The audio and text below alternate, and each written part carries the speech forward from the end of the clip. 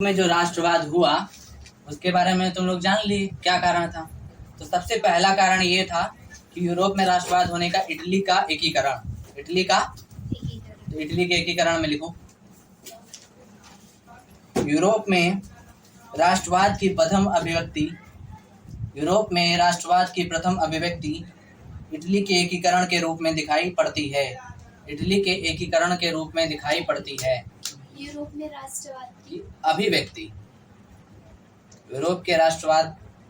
राष्ट्रवाद की अभिव्यक्ति इटली के एकीकरण में दिखाई पड़ती है।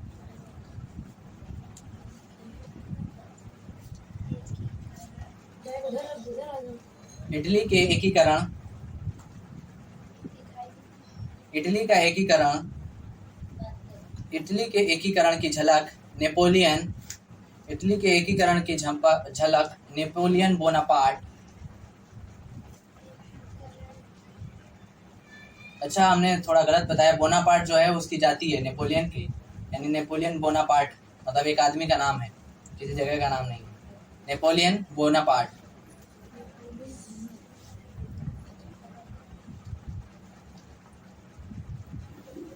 नेपोलियन बोनापार्ट के इटली पर आक्रमण के साथ नवयुग का प्रारंभ होने के साथ एकीकरण की झलक नेपोलियन बोनापार्ट के इटली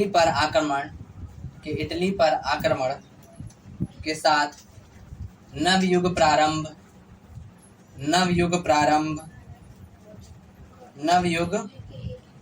नेपोलियन बोनापार्ट की इटली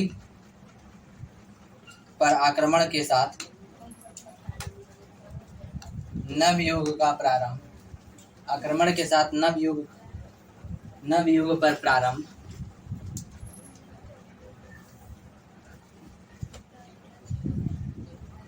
होने के साथ दिखाई पड़ता है। नवयुग का प्रारंभ होने के साथ दिखाई पड़ता है।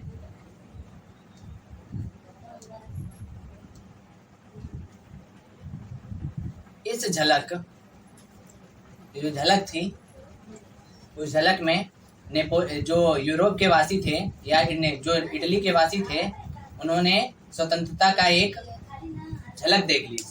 झलक देख ली। इस आक्रमण के साथ साथ उनको लगा कि अब हम भी क्या हो सकते हैं, तो स्वतंत्र हो सकते हैं। तो इस झलक के आलोक में इटली के समस्त देशवासी, आलोक का मतलब होता है इसमें,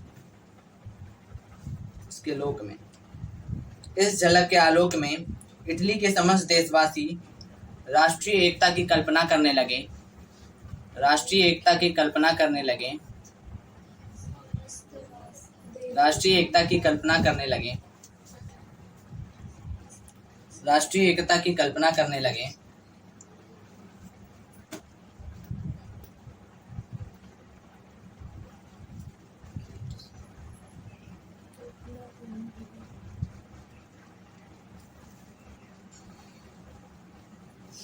वियना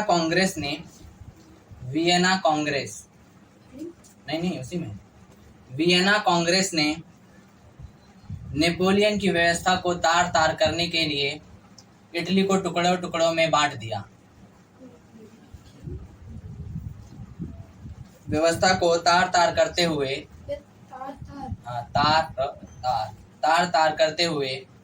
अनेक टुकड़ों में इटली को बांट दिया।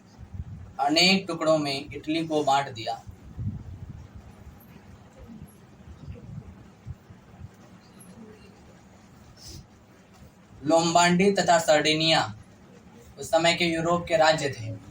लोम्बार्डी तथा सर्डिनिया अनेक टुकड़ों में बांट दिए। लोम्बार्डी तथा सर्डिनिया लोम्बार्डी तथा सर्डिनिया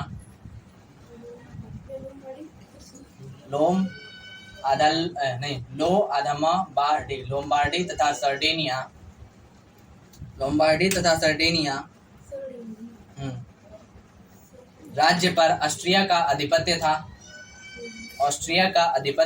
ऑस्ट्रिया वो राज्य है, ऑस्ट्रिया वो मतलब देश है, थोड़ा सा सुन लो। ऑस्ट्रिया वो देश है जो हमारा द्वितीय विश्व युद्ध हुआ था, नहीं द्वितीय नहीं, प्रथम विश्व युद्ध हुआ था, उस समय ऑस्ट्रिया के शासक का हत्या कर दी गई थी, इसीलिए वो युद्ध स्टार्ट हुआ था। कब हुआ था? 1914 से 1918 तक, 1914 से 1918 तक। फिर दूसरा वाला कब हुआ था? 1939 से 1945 तक, 1939 से 1900, ये 2 विश्व युद्ध हुए हैं। समझ में आया? पहला वाला जो था ऑस्ट्रिया के शासक की हत्या और बहुत सारी उसमें चीजें हैं, उसकी वजह से हुआ था। तुम लोग में विश्व युद्ध होगा, है कि नहीं? चैप्टर होगा ना कोई ना कोई। आगे लिखो। वियना कांग्रेस का यह अनैतिक, वियना कांग्रेस का यह अनैतिक ऑस्ट्रिया का आधिपत्य था, और ये यूरोप के राज्य था, जो लोम्बार्डी और वो क्या नाम है, सर्डिनिया। ऑस्ट्रिया का आधिपत्य था। वियना कांग्रेस का यह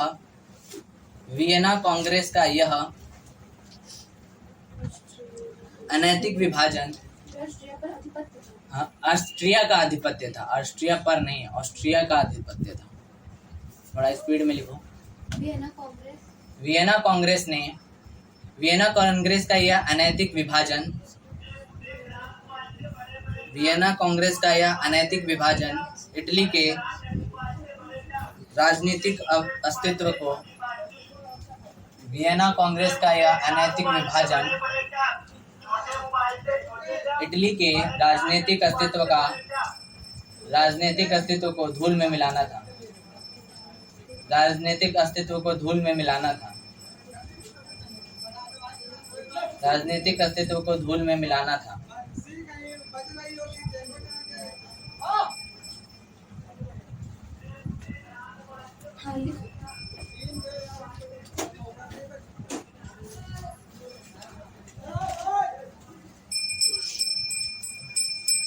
इटली के एकीकरण का चरण लिखो। इटली के एकीकरण के चरण,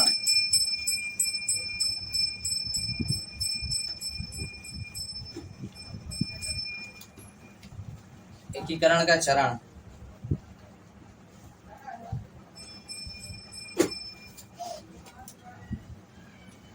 इटली का एकीकरण निम्नवत चरणबद्ध ढंग से हो पाया।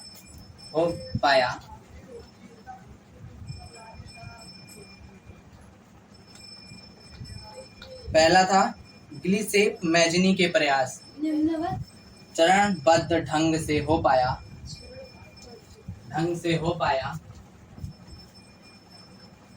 गिलिसेप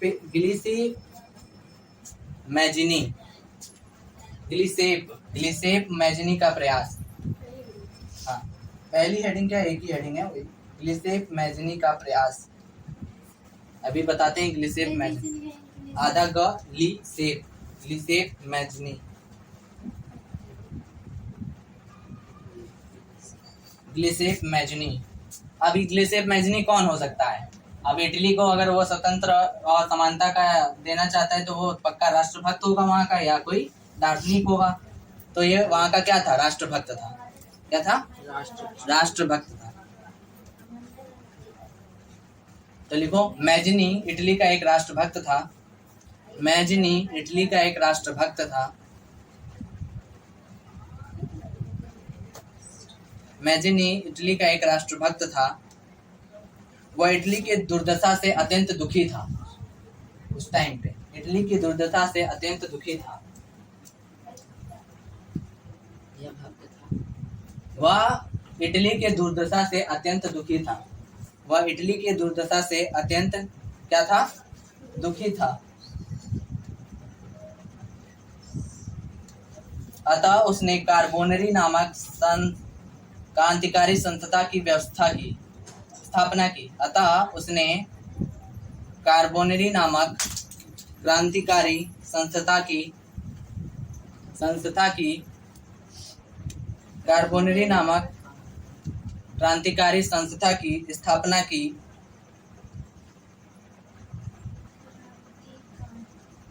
संस्था की स्थापना नहीं, सदस्यता ग्रहण की। सदस्यता यानी मेंबर बन गया।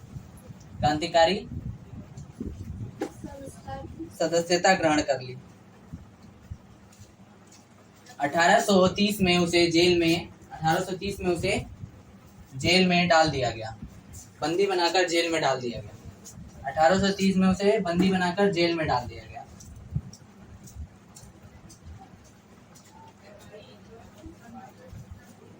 अब मैजिनी जब बाहर आया जेल से, तब उसने एक नई संस्था का निर्माण किया, जिसका नाम रखा युवा इटली।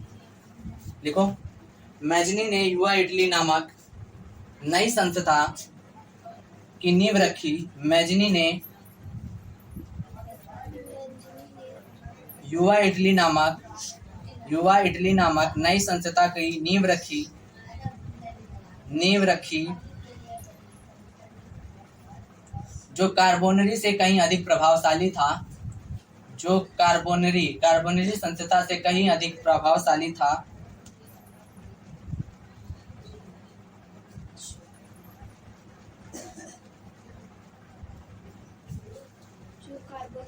संस्था से कहीं अधिक प्रभावशाली था। उसने क्रांतिकारी लेख लिखकर लोगों को जुटाना शुरू किया, लोगों को एकत्रित करना शुरू किया। उसने क्रांतिकारी लेख लिखकर लोगों को इकट्ठा करना या एकत्रित करना शुरू किया, जो आगे चलकर एक युवा शक्ति बनी। इटली की एक युवा शक्ति बनी। लेख लिखकर लोगों को इकट्ठा करना शुरू किया, जो आगे चलकर इटली की युवा शक्ति बनी।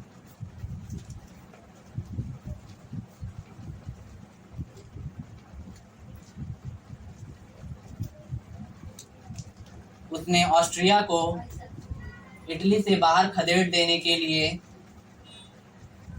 उसने ऑस्ट्रिया का क्या था, इटली पर शासन था, तो वो क्या चाहेंगे कि ऑस्ट्रिया को वहां से भगाया जाए। तो भगाने के लिए उसने किसका आह्वान किया है? युवाओं को, क्योंकि देश के युवा ही क्या है? देश के भविष्य। देश के युवा क्या है? देश के भविष्य, जो वही एक क्रांति ला सकते हैं, बदलाव ला सकते हैं, किसी भी चीज में वही एक काम कर सकते हैं। तो उसने क्या किया? ऑस्ट्रिया नहीं, उसने ऑस्ट्रिया को खदेड़ने के लिए इटली के युवाओं का आह्वान किया। वो इस कार्य में विदेशी सहायता नहीं लेना चाहते थे। वो इस कार्य में विदेशी सहायता नहीं लेना चाहते थे।